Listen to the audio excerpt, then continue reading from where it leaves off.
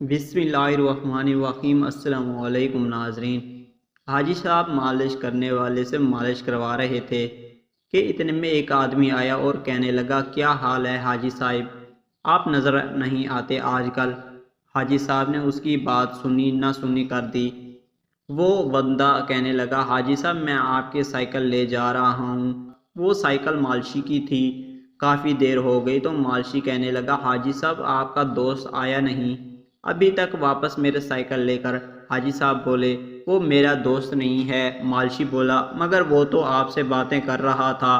حاجی صاحب بولے، میں تو اس کو جانتا تک نہیں، میں تو سمجھا تھا کہ وہ تمہارا دوست ہے۔ مالشی بولا، حاجی صاحب میں غریب آدمی ہوں، میں تو لٹ گیا۔ حاجی صاحب بولے، اچھا تو رو مت، میں تجھے نئی سائیکل لے دیتا ہوں، تم سائیکل والی دکان پر جا کر پسند کر لو۔ مالشی نے ایک سائیکل پسند کی اور چکر لگا کے دیکھا۔ واپسی پر آ کر کہنے لگا کہ حاجی صاحب یہ سائیکل ذرا ٹیڑھی چل رہی ہے۔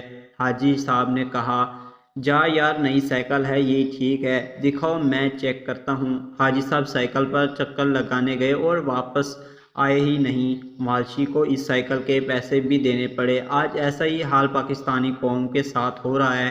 ہر نیا آنے والا حاجی کی طرح کر رہا ہے اور قوم مالشیوں کی طرح بھگتا رہی ہے۔